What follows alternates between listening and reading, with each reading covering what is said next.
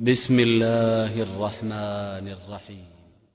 سبيل الدموع سبيل مريح، تنهدى يا صاحي كي تستريح، وبث الدعاء الخفي الصريح، يسعك الفضاء الرحيب الفسيح. سبيل الدموع سبيل مريح، تنهدى يا صاحي كي تستريح، وبث الدعاء الخفي الصريح، يسعك الفضاء. نحمده ونصلي على رسول الكريم. أما بعد. السلام عليكم ورحمة الله وبركاته. Of late, funding is an issue for most organizations, especially those in the voluntary sector. So it seems there's an opportunity available to be able to access and apply for lottery funding. So today we're going to explore, can lottery funding, or as it's referred to, big lottery funding, be used to support community-based activities, whether in the masjid, madrasa setting, or even outside of that. As a backdrop, the National Lottery was set up in the mid-1990s by the then government, so therefore we can say it is state-controlled or state-managed. It is regulated under the Gambling Commission, under the auspices of the Department for Culture, Media and Sport. And the way the Gambling Commission describes itself, quote, an independent non-departmental public body which is sponsored by the Department for Culture, Media and Sport. The 12 commissioners of the board are selected by the Secretary of State for Culture, Media and Sport, and they have a number of responsibilities, one of which is selecting the organisation that will operate the National Lottery licence. And currently, and since its inception, Camelot has the licence to operate the lottery within the UK. Whenever an individual spends £1 on the lottery, whatever it may be, a scratch card, a ticket or whatever else, then that £1 is split in the following way. 50p is used to pay winners in terms of prizes. 28p is given towards good causes, and that's going to be our key discussion for today. And 12p goes to the government in lottery duty.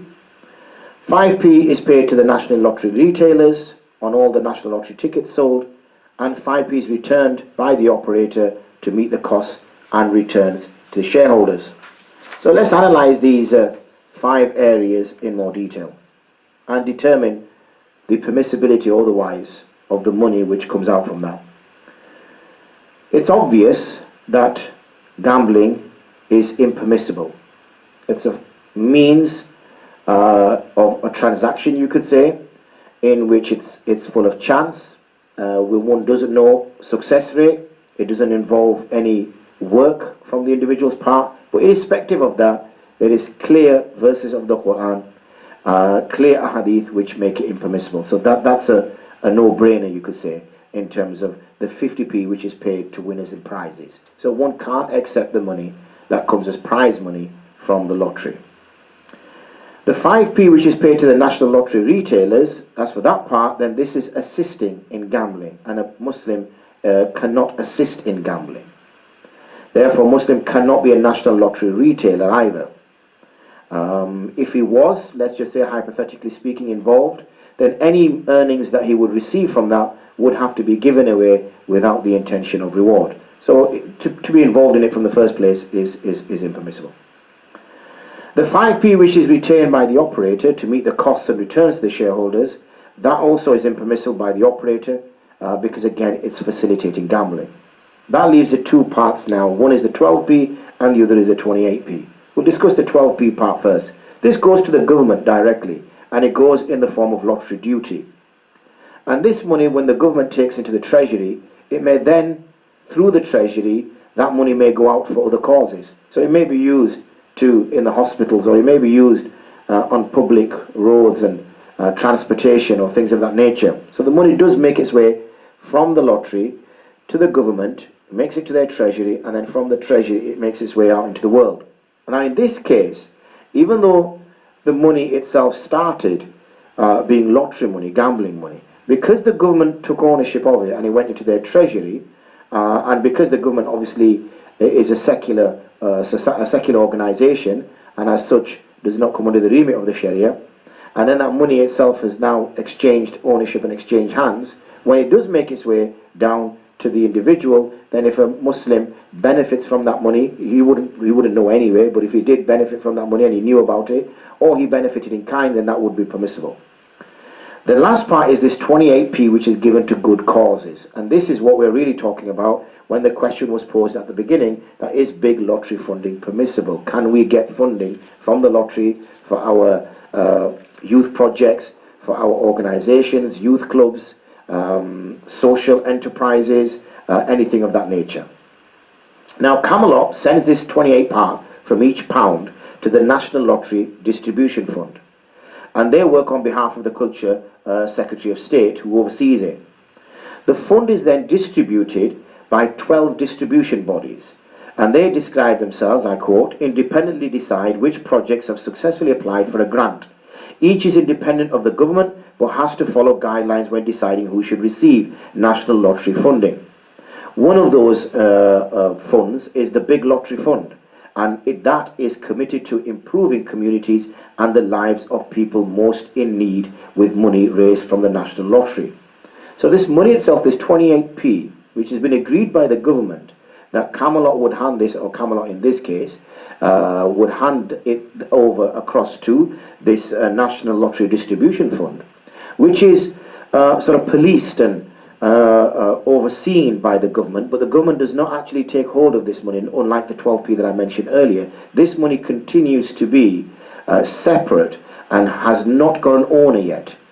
Even those who are responsible, these 12 distribution bodies, they also don't take ownership of this money. The money itself stays in their pot, you could argue, and individuals, members of the public or the art council or whatever else, the individuals who are doing various practices or delivering certain things to the community or to society, they will apply. They will apply as a grant to these 12 distribution bodies, depending on whether they're in the art area or sports or TV or in providing, for example, the Big Lottery Fund, which is for improving communities. When they apply for this money, then the body which oversees, say, the Big Lottery Fund would decide whether this particular organization requires this money and how it would improve the community. Once that decision is made, then the grant is applied and the money is transferred. Then ownership is achieved by the trustees or the individuals of that organization. So ownership from the lottery money itself, the gambling money, continues to stay as gambling money. It's overseen by the government, even though the government doesn't take ownership of it. So in essence, it's working as an agent, and this is then applied for by individuals or groups who then become the owners, even if they are doing that on behalf of their community. So putting it another way, this 28p is transferred to these departments, which are the apparatus of the government, but it remains independent. The government does not have its hands or fingers in there. Why? For the sake of transparency and fairness, because the government has already taken its share of the pie from the 12p that's coming in the form of lottery duty. This 28p is dedicated to good causes. But in order to ensure that good causes do receive the money, the government makes sure that it has infrastructure in place for that to occur. So as a result, the money is the responsibility of the state, and it ensures through its various bodies and mechanisms that good causes receive this funding in order to improve communities as it's suggested. These vehicles or this apparatus of the government, and the government said, do not take ownership of the money. This is a point that needs to be repeated and stressed. So at best, they're acting as agents on behalf of the lottery operator to ensure that good causes receive the money. So it continues to be gambling money. And as it continues to be gambling money, it's not permissible for a Muslim to utilize. In conclusion, we can say that the big lottery funding cannot be used to support community-based activities, whether in the masjid or madrasa setting, or in any area where a Muslim most likely is going to use those services. So it is impermissible because of the obvious, clear, explicit prohibition in the text against gambling and the use of its money. For that reason, that's also the position that one should adopt with the big lottery funding.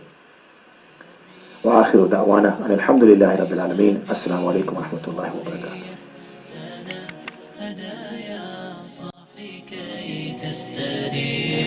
وبث الدعاء الخفي الصريح يسعك الفضاء